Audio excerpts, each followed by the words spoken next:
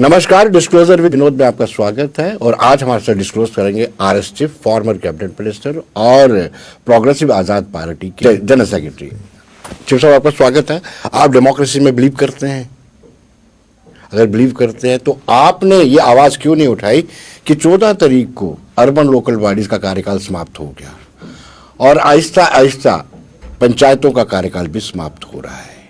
फिर आप पर ये आरोप लगते हैं, तायद होते हैं आप पर आरोप कि आप यूनियन गवर्नमेंट की लाइन टो करते हो, यूनियन गवर्नमेंट के खिलाफ यानी बीजेपी के खिलाफ बोलते नहीं हो। ये आरोप एलिगेशन आप पर लगते हैं। देखिए विनोद जी, ऐसा है कि लोकतंत्र में इल्ज़ाम लगाना बड़ा आसान है, कोई भी लगा सकता है। और मैं समझता हूं कि हर पार्टी, हर जमात का फील्ड में रहना इसी बात पर निर्भर है कि वो किस ढंग से किस पर आरोप लगाएं। मैं जो कहना चाहूँगा कि यहाँ तक इलेक्शन की बात है, मेरे ख्याल में हमारी पार्टी ने, डेमोक्रेटिक प्रोग्रेसिव आज़ाद पार्टी ने, right from the day one, आज हमें 14 महीने हो गए हमारी पार्टी को बने हुए, 15 महीने हो गए जी। हम तो शुरू से कह रहे हैं कि पार्लियामेंट को छोड़ दीजिए, पार्लियामेंट की टर्म जब खत्म होगी तो इलेक्शन होनी है। लेकिन हमने शुरू से कहा कि असेंबली से लेकर के बल्कि इवन लोकल बॉडीज, पंचायत की सबकी इलेक्शन करवानी चाहिए। और हमने एक बार नहीं बल्कि 20 बार इस बात को उठाया है।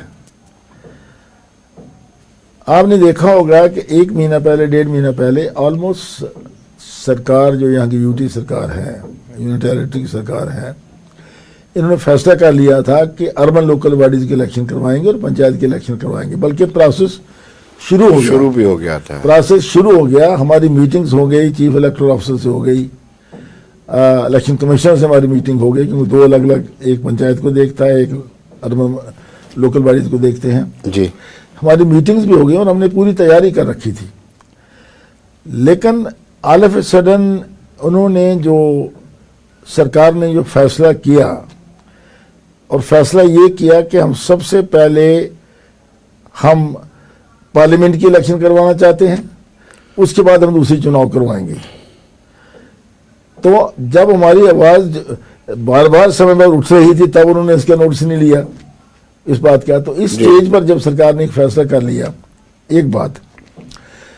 दूसरी बात, उन्होंने एक बड़ा लॉजिकल बातें, या इलॉजिकल कह लें या लॉजिकल कह लें, मैं लॉजिकल कहूँगा तो आप कहें जी मैं सरकार के साथ हूं। बिल्कुल, मैंने आप लॉजिकल बोलते तो मैंने यही प्रहार करना था आप पर।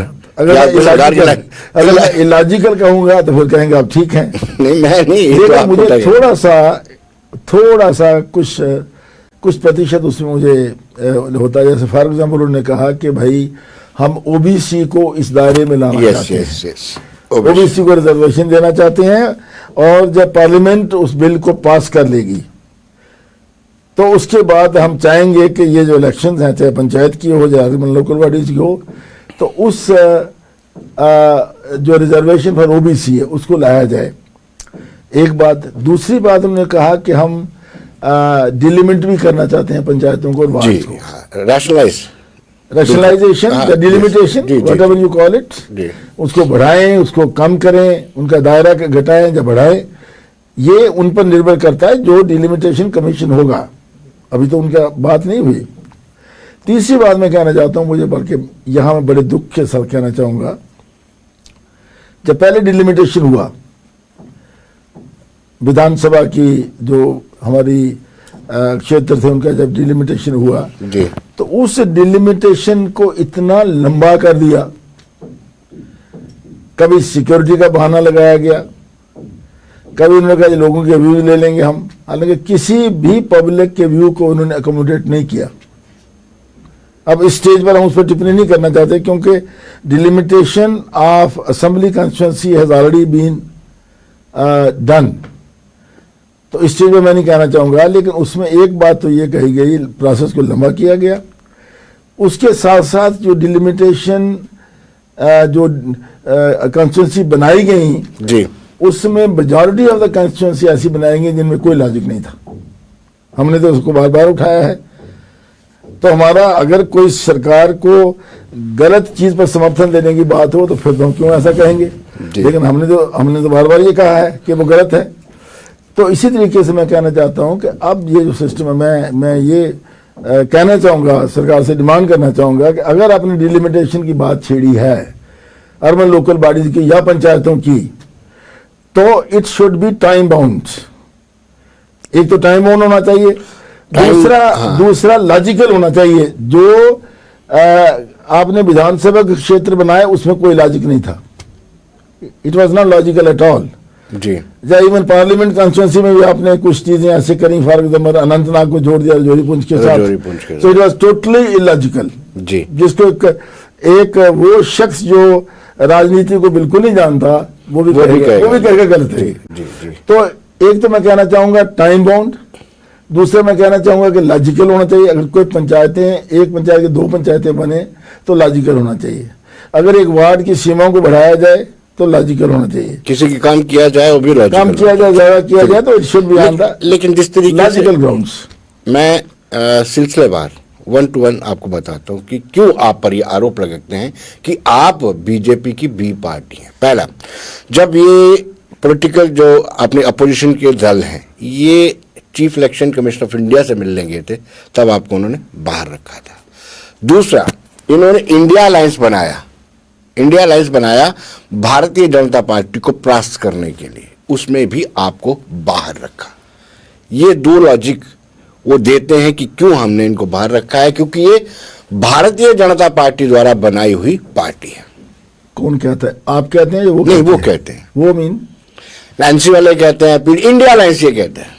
देखिए, हम इंडिया अलायंस का तो हिस्सा शुरू से नहीं बने। बेसिकली इंडिया अलायंस का वो लोग हिस्सा बने जो गुप्कार अलायंस का हिस्सा थे, पीएजीडी का जो हिस्सा थे। हमने तो शुरू से लेकर के जब से पार्टी बनी है हमने पीएजीडी का तो हिस्सा नहीं बने जी। जब हमने पीएजीडी को समर्थन नहीं दिया, गुप्कार अलायंस को समर्थन नहीं दिया, जो हमारी सोच के बिल्कुल बाहर है। देखिए, वो कहते हैं ये 8 पार्टियां, कभी कहते हैं 10 पार्टी। मुझे बताइए 10 पार्टियां कौन उनमें? अगर तरीके से कहा जाए तो उन पार्टियों में एक पार्टी जो खासकर गुप्कार अलायंस है, मैं नेशनल कॉन्फ्रेंस को समझ सकता हूं कि नेशनल कॉन्फ्रेंस एक पुरानी और एक प्रीमियर पार्टी है, जम्मू कश्मीर की रीजनल पार्टी है जी। कांग्रेस कभी उनके साथ चली, कभी उनके साथ नहीं चली जी, शुरू से। आज क्योंकि प्रोग्रेसिव डेमोक्रेटिक प्रोग्रेसिव अलायंस बनने के बाद में कांग्रेस के ऊपर एक प्रेशर आया, तो कांग्रेस ने अपना रुख जो था वो उस एनसी के साथ उससे मोड़ा। और दूसरा उन पर था क्योंकि कांग्रेस नेशनल लेवल पर इंडिया अलायंस का एक मेजर हिस्सा है, मेजर पार्ट है, हिस्सा है। अब ये भी बात अलग है, कुछ उसको मेजर हिस्सा मानते हैं, कुछ नहीं मानते हैं जी। कुछ लोग ऐसे हैं जैसे ममता जी हैं या अखिलेश जी हैं, या कुछ ऐसे लोग कहते हैं नहीं जी कांग्रेस क्या है, कांग्रेस तो हमारे पास है ही नहीं, बंगाल में नहीं है, यूपी में नहीं है, तो ये चीजें हैं। तो मेरा कहने का मकसद ये है कि जब हम हम गुप्कार अलायंस का हिस्सा नहीं थे तो हमारा इंडिया अलायंस के साथ कोई राब्ता नहीं है, एक बात। दूसरी बात मैं कहना चाहता हूं, आपने कहा कि जब वहां इलेक्शन कमीशन को मिलना था, देखिए हमने एक लेटर लिखा कुछ दिन पहले, जो मैंने खुद साइन किया है 10 दिन पहले। हमने डिविजनल कमिश्नर और डीसी को लेटर लिखा कि आप जब सब पार्टियों को बुलाते हैं कंसल्टेशन के लिए with respect to the electoral process, future electoral process, whatever it may be, जब उसके लिए बुलाते हैं आप हमें क्यों नहीं बुलाते? हमने कहा आप हमें भी बुलाइए जी। ये हमने एडमिनिस्ट्रेशन को कहा। देखिए, अब एक एडमिनिस्ट्रेशन अपने दिल में बैठा ले कि हम बीजेपी की बी टीम है, एनसी वाले कहें, पीडीपी वाले कहें, तो ये मीनिंगलेस है जी। पब्लिक जानती है। गुलाम नबी आज़ाद साहब जो ऑनरेबल चेयरमैन है हमारी पार्टी के, आज़ाद साहब ने बिल्कुल शुरू से क्लियर किया कि डेमोक्रेटिक प्रोग्रेसिव आज़ाद पार्टी का एजेंडा बिल्कुल इंडिपेंडेंट है, हम किसी के साथ नहीं है जी। हमारी कोई अलायंस नहीं होगी, हम कोई इलेक्शन में अलायंस में इलेक्शन नहीं लड़ेंगे, और हमारी सोच जो है बिल्कुल वो है प्रो पीपल, विकास, हमें स्टेटहुड वापस मिले, हमारे नौजवानों को नौकरियां मिले, हमारी जमीनों पर हमारा अधिकार हो, हमारा शुरू से लेकर एजेंडा है और हम उसके बाहर नहीं है। इसी पर हम तो सब एक लॉजिक देता हूं मैं आपको। दीजिए। आप कहते हैं ना कि डिफकॉम या एडमिनिस्ट्रेशन आपको कॉल नहीं करती है, जब स्टेक होल्डर्स को कॉल करना चाहिए इलेक्शन रिलेटेड बातें करनी तो उससे कॉल नहीं किया जाता। उसमें ऐसा है कि हमेशा ही जम्मू को भी फॉर ग्रांटेड लिया जाता रहा है, क्योंकि जो यूनियन गवर्नमेंट होती थी वो सोचती थी जम्मू के लोग तो अपने हैं, इनको कॉल करने की जरूरत नहीं है, और अपीज किया जाता रहा कश्मीरियों को। ऐसे मुझे लगता है कि आप वो अपना समझते हैं, एडमिनिस्ट्रेशन अपना समझते है, इसलिए आपको नहीं बुलाती है। मुझे पता है ये अपने ही हैं। ये दो चीजें हैं जी, आपने दो इश्यूज को मिक्स कर दिया। एक इश्यू तो आप ये कह रहे हैं कि एडमिनिस्ट्रेशन हमें अपना समझती है, हाँ, दूसरा आप कह रहे हैं कि जम्मू को शुरू से ही वीजा विद कश्मीर एक अपीज किया जाता रहा, कश्मीर को अपीज किया जाता था, तो जम्मू वालों को फॉर ग्रांटेड इग्नोर किया जाता। हाँ, ये माना जाता था कि बड़े नेशनलिस्ट मैं हैं ये आज भी जो बयान देने को तैयार हूँ। जी, मैंने कुछ दिन पहले माननीय मनोज सिन्हा जी का बयान पढ़ा, ऑनरेबल एलजी जो हमारे हैं जी, उन्होंने कुछ फिगर्स दिए कि हम साबित कर सकते हैं कि हमने 0.01% भी जम्मू और कश्मीर में कोई वेरिएशन नहीं रखी, जहां तक फाइनेंसेस का सवाल है, जहां तक पैसे का सवाल है। ठीक है, लेकिन मैं आज भी कहना चाहता हूं, अगर मुझे बी टीम के जो मर्जी कहे, मैं आज भी कहता हूं कि जम्मू हमेशा इग्नोर रहा है, चाहे वो तो अभी भी 5/2019 के बाद जो जम्मू को वही व्यवहार मिल रहा है जो पहले जम्मू के साथ होता था। इसलिए जहां तक जम्मू के साथ भेदभाव की बात है वो आज भी एग्जिस्ट करती है। उसका रीजन ये है, सिंपल एंड स्टेट, सीधी बात।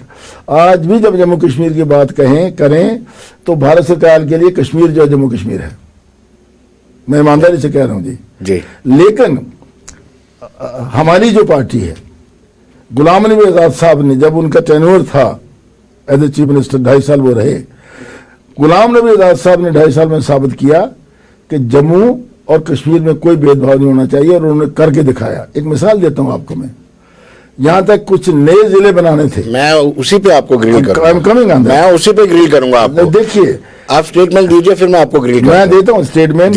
जब नए जिले बनाने थे तो उसमें कुछ जिलों की डिमांड थी, कुछ जिलों की डिमांड नहीं थी, लेकिन आजाद साहब का जो एक सिद्धांत है, जो एक प्रिंसिपल है, उन्होंने लद्दाख से लेकर के कश्मीर और जम्मू को बराबर देखा उन्होंने, और जब उन्होंने जिले बनाए तो उन्होंने बराबर 4-4 जिले दोनों जगह बनाए, जबकि कश्मीर से डिमांड ही नहीं थी। नहीं, सवाल कश्मीर में जिलों का आकार देखिए और हमारे जिलों का आकार देखिए। ये जो आप अगर इसको दूसरे एंगल से सोचे तो ये अपील किया गया कश्मीर को, कश्मीरी नाराज ना हो जाए कि 4 जिले जम्मू को मिल गए। जहां तक आकार की बात है, आकार अगर सारे कश्मीर का देखेंगे तो वो जम्मू के आकार से बहुत कम है, कंजेस्टेड है जी, थिकली पॉपुलेटेड है। तो पॉपुलेशन के हिसाब से जो पहाड़ी रीजन से, जैसे आपका मणिपुर था, या आपका दूसरे जो जिले वहां बनाए गए, उस ढंग से बनाए गए कि प्रॉपर डेवलपमेंट जो है सब जिलों में हो सके जी। तो ठीक है, मैं मानता हूं कि रियासी में डिमांड थी, सांबा में डिमांड थी, किश्तवाड़ में डिमांड थी। तो जब किश्तवाड़ बना, जिला बनाया गया, तो रामबन के लिए, जो भानाल के उस सिरे पर रहते थे, रामबन के लिए डोडा जो था बहुत दूर पड़ता था, तो वो एक पहाड़ी इलाके को देखते हुए, लोगों की मुसीबतों को देखते हुए उन्होंने रामबन को अलग बनाया जी। लेकिन मैं दावे से कह सकता हूं कि गुलाम नबी आजाद साहब एक ऐसी शख्सियत हैं जिन्होंने हमेशा जम्मू और कश्मीर को बराबर देखा है। आपने गांधरबल देखा होगा, छोटा सा जिला है। देखा मैंने गांधरबल, वो डिमांड भी नहीं थी। नहीं, वो डिमांड नहीं कर रहे थे। नहीं, मैं वहां के लोग नहीं डिमांड कर रहे थे। सांबा कितना बड़ा जिला है, लेकिन वो लोग डिमांड कर रहे थे ना। ह्यूमन क्राइम मचा। ऋषि कुमार कौशल ने रियासी के लिए कितना बलिदान दिया है। रियासी मैं मानता हूं कि एरिया में बहुत बड़ा है, सांबा तो बहुत छोटा है जी, लेकिन सांबा की डिमांड को आजाद साहब ने सांबा की डिमांड को भी मान्यता दी, रियासी की डिमांड को भी माना।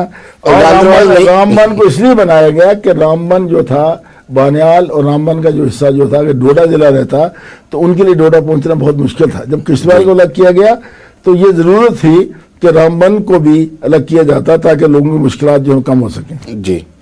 वन नेशन वन इलेक्शन में आजाद साहब को लिया जाना एक और इस बात की पुष्टि करता है कि प्रेम है, यूनियन गवर्नमेंट का आजाद साहब से प्रेम है। देखिए, वन नेशन वन पोल जी, वन नेशन वन पोल एक जबरदस्त कंसेप्ट है।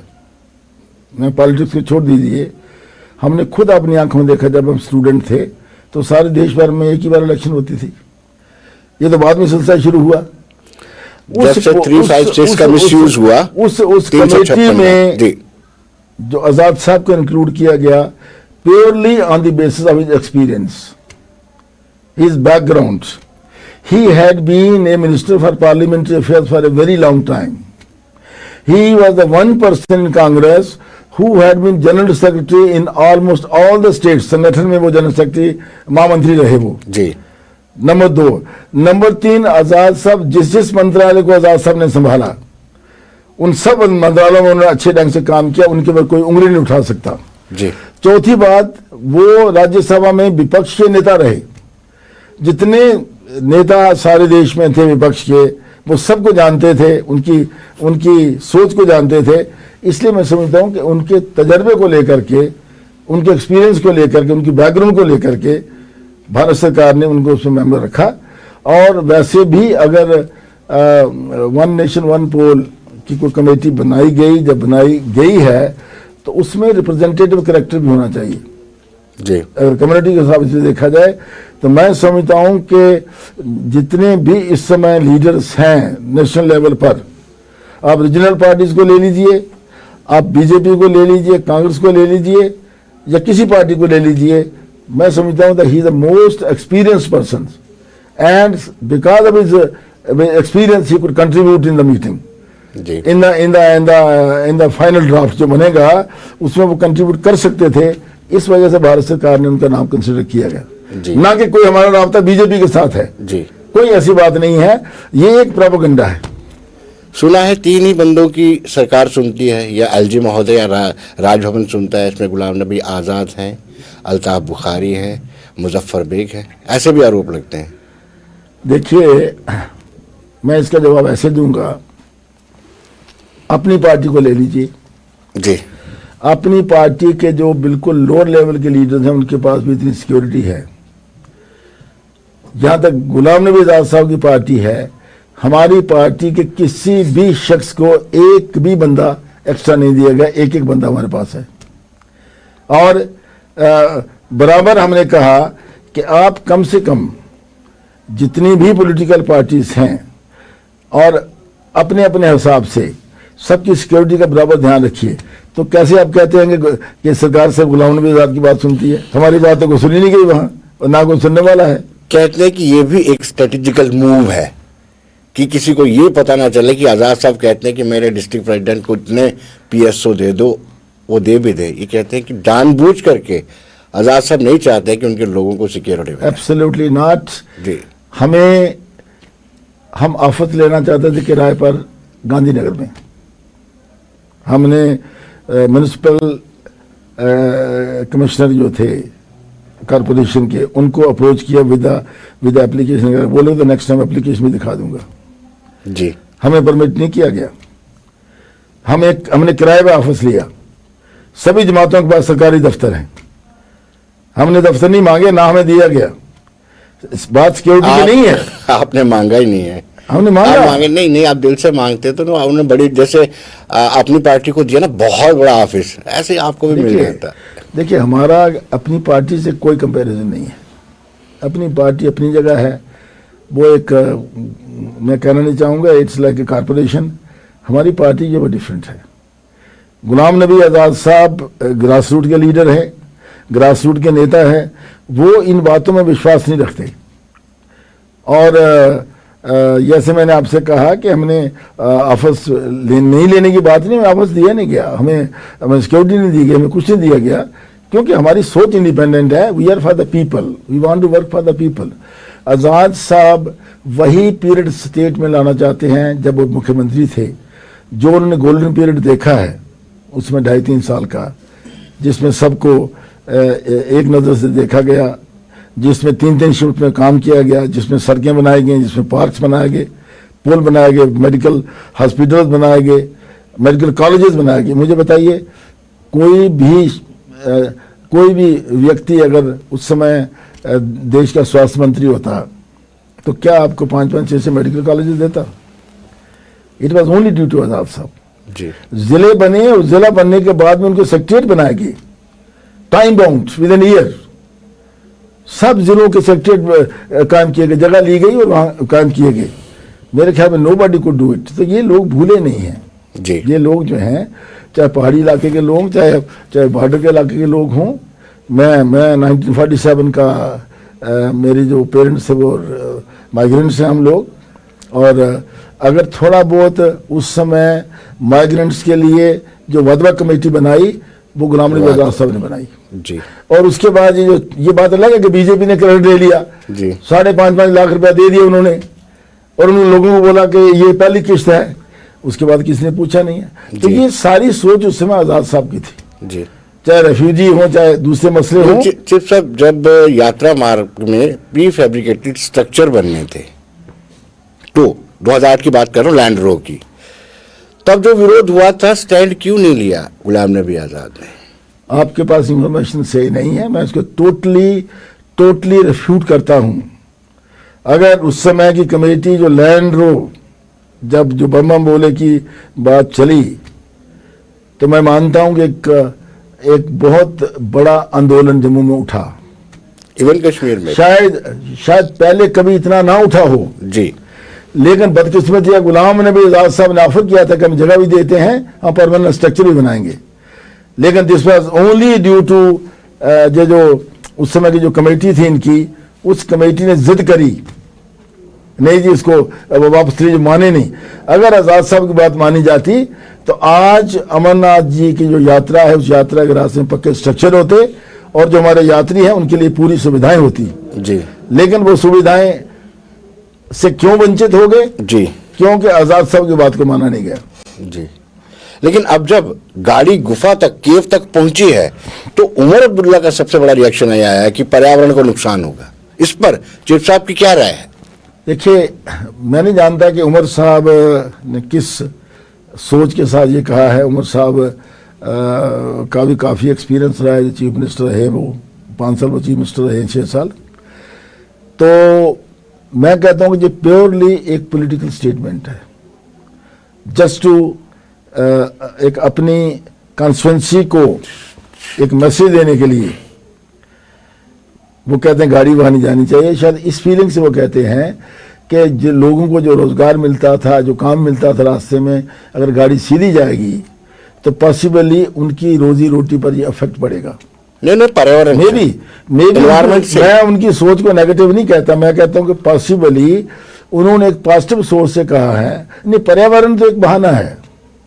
देखिए, आज सारे हिंदुस्तान में, सारे पहाड़ी इलाकों में, उत्तराखंड को ले लो, हिमाचल को ले लो, मैं मानता हूं कि पर्यावरण को नुकसान हुआ, जिसकी वजह से जो पिछली इस साल जो बारिशें हुई हैं, जो रेन्स आई हैं, उनकी वजह से बहुत साल हमें लॉस भी सहना पड़ा है जी।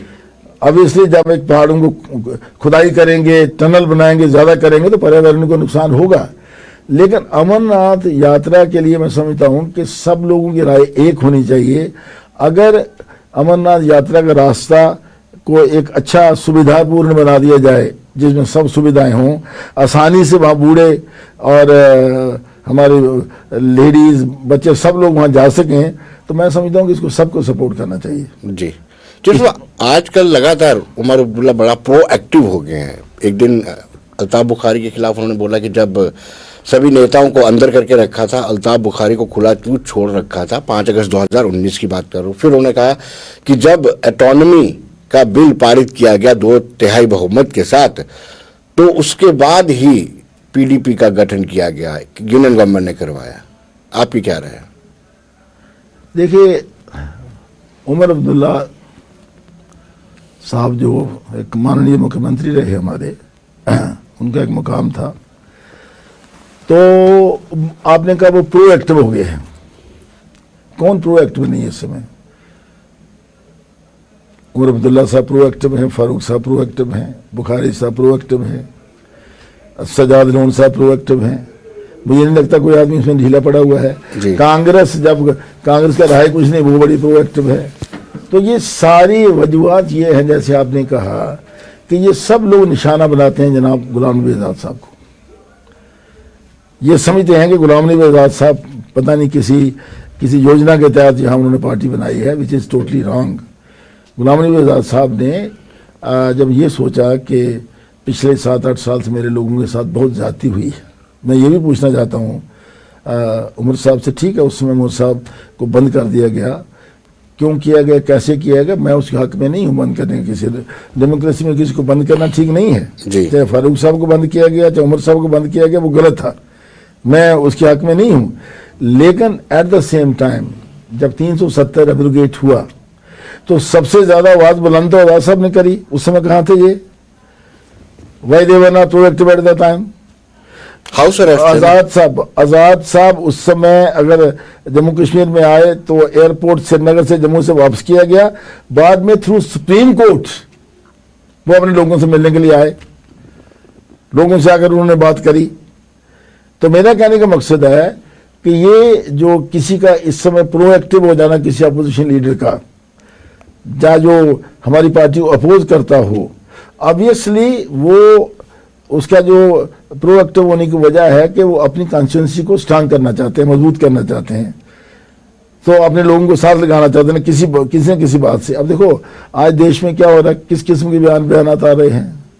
प्रधानमंत्री जी के बयान देखिए, माननीय अमित शाह जी के बयान देखिए, खड़गे साहब के बयान देखिए, और बड़े बड़े नेताओं के बयान देखिए। जो मैं समझता हूं कि इस किस्म की स्टेटमेंट्स या उस लेवल पर नहीं आनी चाहिए जी। मैं केवल बीजेपी की बात नहीं करता, इवन कांग्रेस के लेवल पर बड़े गलत किस्म के स्टेटमेंट। नीतीश जी ने क्या कहा बताइए, नीतीश कुमार जो अपने आप को प्रधानमंत्री पद के लिए अपने को दावेदार कहते हैं, और उनका जो बयान जो लेडीज के लिए था, मैं समझता हूँ शर्मनाक बयान था वो एक जी।